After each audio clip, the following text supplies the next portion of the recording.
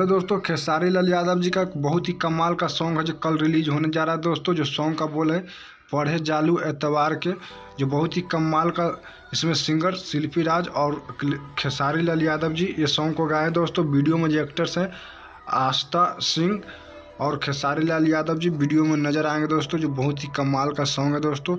अखिलेश कश्यप जी ये सॉन्ग को लिखा हुआ है, अखिलेश कश्यप जी का सॉन्ग दोस्तों। अब बता दें BR वर्मा जी का जो संगीत है दोस्तों। वीडियो डायरेक्टर इसमें पवन पाल जी हैं दोस्तों। कंपोजर इसमें शुभम तिवारी जी हैं दोस्तों। जो बहुत ही कमाल का ये सॉन्ग है दोस्तों।